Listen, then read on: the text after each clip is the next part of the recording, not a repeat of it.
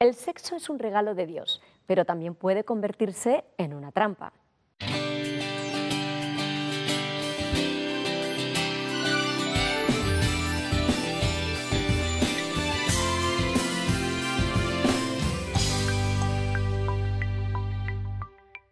Amigos y amigas, muy bienvenidos a Buenas Noticias TV.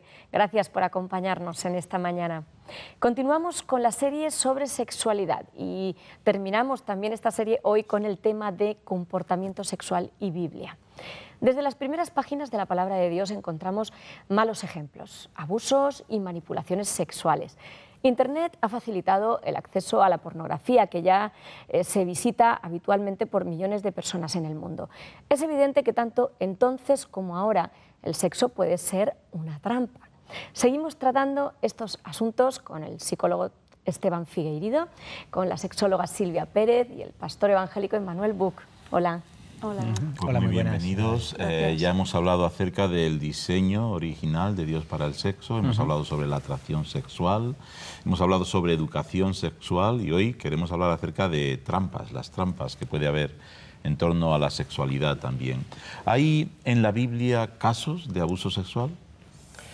La Biblia recoge la realidad humana y enseña desde el principio que el pecado, es decir, el comportamiento del ser humano ajeno, opuesto al diseño de Dios, ese pecado ha actuado como hacía antiguamente un simple granito de arena en el engranaje de un reloj, ¿no? Lo ha descompuesto todo. Y lo ha descompuesto en todas las facetas de la vida humana. Y lo ha descompuesto también en la sexualidad. Y algo que forma parte del diseño original de Dios y que por tanto es perfecto, en su vivencia, salpicado, manchado por el pecado, pues produce desastres, ¿no? Y la Biblia recoge esa realidad, ¿no?, del Antiguo Testamento, el caso de Amón y Tamar, el caso de las hijas de Lot, el caso no exactamente de un abuso sexual, pero sí de un deseo sexual desordenado que produce abusos de todo tipo, pues el caso del rey David y Betsabé. Y entonces se hace eco del fenómeno tan lamentable de cómo el ser humano, de espaldas a Dios, acaba pervirtiendo y convirtiendo en algo que le daña, pues realidades que en principio Dios puso en nosotros para nuestro desarrollo y para nuestro bien. Abundando un poco más, entonces en el sexo vale todo. ¿Y cuáles serían los comportamientos que la palabra de Dios prohíbe? También esto de acuerdo a la interpretación mayoritaria de las iglesias evangélicas. Las relaciones sexuales fuera del matrimonio. Desde aquí enfatizamos que el matrimonio es el contexto ideal, perfecto y diseñado por Dios para tener relaciones sexuales en la pareja, con lo cual las relaciones fuera, la Biblia menciona que esto es fornicación. Las relaciones extramatrimoniales, o sea, un matrimonio, una pareja que tiene alguno de ellos relaciones fuera, con una persona fuera del matrimonio, es adulterio, es otro pecado, es otra desviación, es otro mal uso de la sexualidad. La codicia, por ejemplo, el que alguien en el contexto del matrimonio desee a una persona, y fuera del contexto del matrimonio, desee a una persona que no le corresponde, que no es su pareja, dice Jesús que es como si se hubiera acostado con ella. Con lo cual ahí ya el listón además se pone altísimo de las posibles desviaciones y tan fáciles de incurrir en ellas, ¿no? Las relaciones sexuales en el contexto de la familia, entre padres e hijos, el incesto, otro pecado condenado en la Biblia. Las relaciones sexuales entre personas del mismo sexo, es otra cuestión también planteada en la Biblia que se desmarca del diseño original. Y quizás podríamos decir cualquier relación sexual donde existe una falta de respeto, porque hemos visto en estos programas que justamente la sexualidad debe estar caracterizada por el respeto y el amor en esa relación, con lo cual cualquier tipo de forcejeo, de violentar a la otra persona, por lo tanto de faltarle al respeto y a su dignidad, también, digamos, se condenaría bíblicamente. ¿Qué consecuencias tiene la infidelidad para la relación sexual? Bueno, para empezar, una pérdida de confianza total y absoluta que no es tan fácil de reparar. La pérdida de confianza se va en un segundo y volver a construir esa confianza es más costoso. Sí se puede, está claro, pero es más costoso. También estás metiendo terceras personas en una relación que solo debería ser de dos y estás metiendo entonces todos los elementos que esa persona conlleva. Y en cuanto a hablar de la prostitución, ya ahí tenemos más víctimas de las esperadas, porque en una infidelidad son dos personas adultas decidiendo dar de espaldas lo que Dios ha dicho, pero en la prostitución también estamos abusando de chicas que están en situación de maltrato y de abuso sexual, forzadas a ejercer la prostitución. Entonces ya nos estamos metiendo a hacer más víctimas. Contribuyendo a ese negocio y a esa perversión, ¿no? Ese abuso. ¿Por qué muchos cristianos han condenado radicalmente pecados sexuales, pecados relacionados con el sexo, con la sexualidad, pero se han tolerado otros como la envidia, el orgullo, la avaricia? ¿Qué pasa aquí? En nuestra vida cotidiana, en nuestro análisis de las cosas, incluso cuando enjuiciamos a otras personas, pues descubrimos que efectivamente estamos a veces más afectados por tradiciones humanas que por la verdad de la palabra de Dios. Hemos mencionado en algún caso que hay todo un trasfondo en Occidente de un cierto recelo hacia el cuerpo, hacia lo corporal, hacia lo físico, y eso se ha trasladado, ¿no? Parece efectivamente que en algunos contextos al menos todos los pecados, alguien decía, ¿no? Todos los pecados que tienen que ver de cintura para abajo son de mayor gravedad que el resto. Eso es una forma de manipular, de tergiversar la palabra de Dios que claramente, como decía Esteban, señala como pecado toda una serie de prácticas sexuales y que así deben ser expuestas y así debemos ser confrontados por la palabra de Dios, pero exactamente igual que cualquier otro tipo de pecado. Faltamos a la verdad de Dios y yo creo que faltamos a la intención de Dios cuando desequilibramos esta visión de las cosas, de lo nocivo que son algunas prácticas, llevados más de cualquier cuestión humana que de la verdad de la palabra de Dios. Y no decimos eso para quitar importancia a los pecados sexuales, sino para situarlo en el mismo plano de gravedad, de escándalo y de en fin, de resistencia a otros elementos con los que, es verdad, hemos de reconocer y hemos de reconocerlo con vergüenza y hemos de rectificarlo, pues porque transigimos, toleramos, justificamos o minimizamos la realidad de otros pecados que a los ojos de Dios son exactamente igual de graves, ¿no? Sí, y en ese sentido la Biblia también es muy equitativa, ¿no? Es decir, cuando hay un pecado de codicia, de avaricia, lo denuncia claramente, claro, y con la misma intensidad que cuando es un pecado sexual, ¿no? Que igualmente lo denuncia, aunque sea el mismo rey David, ¿no? quien lo haga, ¿no? Aquí, hablando de comportamiento sexual, sería bueno, creo yo, ¿no? Que a lo mejor hay que hacer una diferencia entre comportamiento sexual y lo que sería tentación sexual.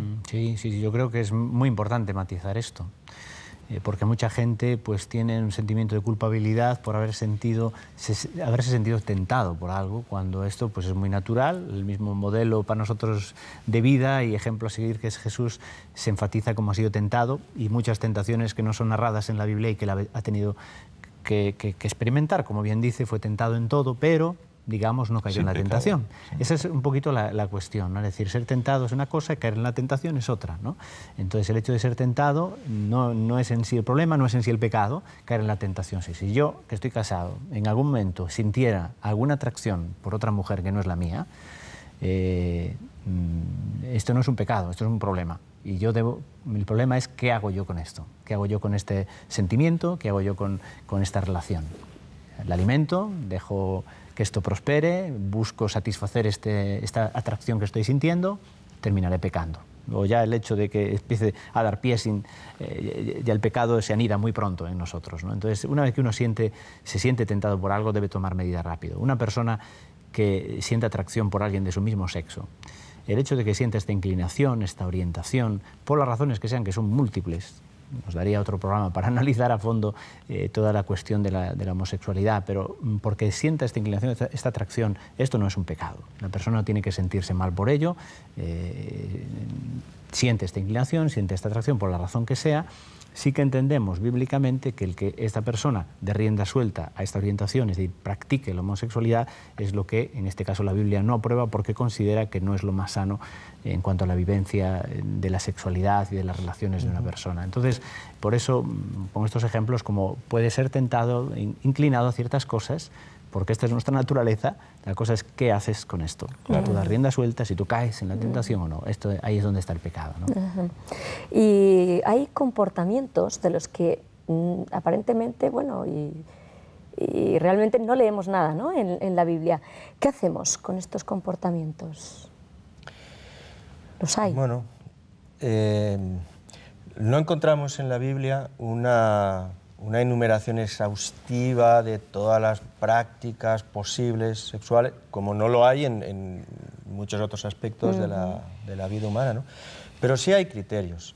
Yo creo que en el tema de la sexualidad hay una serie de límites muy claros, los acabamos de escuchar y Esteban nos los ha recordado, y eso yo creo que ofrece unos parámetros claros, unos referentes evidentes que desde luego yo comparto. Ahora, ahí es verdad un sinfín de posibilidades, ¿no? Pero en ese terreno también lo que sí nos ofrece la palabra de Dios, como en cualquier otro aspecto de la vida, pues son principios, ¿no? Tampoco nos dice exactamente cómo hemos de manejar nuestro dinero, si podemos invertir aquí o si es incorrecto hacer aquel, en fin, eso no es imposible, ¿no? Pero sí hay parámetros muy claros, muy claros.